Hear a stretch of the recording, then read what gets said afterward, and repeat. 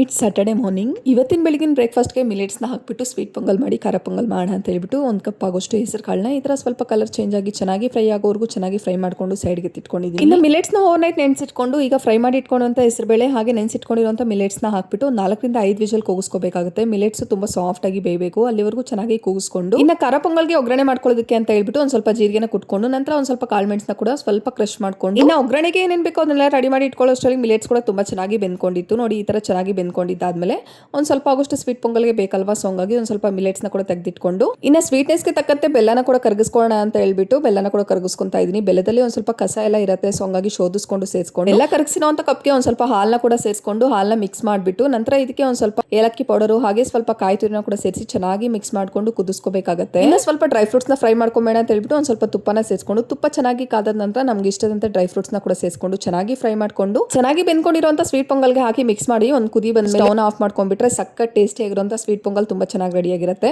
ಇನ್ನು ಖಾರ ಪೊಂಗಲ್ಗೆ ಇನ್ನೊಂದು ಕಡೆ ಮಿಲೆಟ್ಸ್ ನ ಬೇಯೋದಕ್ಕೆ ಇಟ್ಕೊಂಡು ಈ ಕಡೆ ಒಗ್ಗರಣೆಗೆ ಅಂತ ಹೇಳ್ಬಿಟ್ಟು ಸ್ವಲ್ಪ ಶುಂಠಿ, ಗೋಡಂಬಿ, ಕರಿಬೇವು, ಹಸಿಮೆಣಸಿನಕಾಯಿ ಹೀಗೆ ಕಾಳು ಮೆಣಸನ್ನ ಹಾಕಿ ಚೆನ್ನಾಗಿ ಫ್ರೈ ಮಾಡಿ ಸ್ವಲ್ಪ ಹಿಂಗನ್ನ ಕೂಡ ಸೇರಿಸ್ಕೊಂಡು ಸ್ವಲ್ಪ ಅರಿಶಿನ ಕೂಡ ಸೇರಿಸ್ಕೊಂಡು ಮತ್ತೊಮ್ಮೆ ಚೆನ್ನಾಗಿ ಫ್ರೈ ಮಾಡ್ಕೊಂಡು ಕುದಿತಾ ಇರುವಂತ ಮಿಲೆಟ್ಸ್ಗೆ ಹಾಕಿ ರುಚಿಗೆ ತಕ್ಕಂತೆ ಉಪ್ಪು ಹಾಗೆ ಒಂದು ಸ್ವಲ್ಪ ಕೊತ್ತಂಬರಿನ ಕೂಡ ಸೇರಿಸ್ಕೊಂಡು 5ರಿಂದ 10 ನಿಮಿಷ ಚೆನ್ನಾಗಿ ಕುದಿಸ್ಕೊಂಡ್ಬಿಟ್ರೆ ಖಾರ ಪೊಂಗಲ್ ತುಂಬಾ ಚೆನ್ನಾಗಿ ರೆಡಿ ಆಗಿರುತ್ತೆ. ಅದರಲ್ಲೂ ಈ ತರ ಮಿಲೆಟ್ಸ್ ಅಲ್ಲಿ ಮಾಡಿರೋದ್ರಿಂದ ಟೇಸ್ಟ್ ಅಂತೂ ಸಕ್ಕತ್ತಾಗಿರುತ್ತೆ, ಆರೋಗ್ಯಕ್ಕೂ ಕೂಡ ತುಂಬಾನೇ ಒಳ್ಳೆಯದು.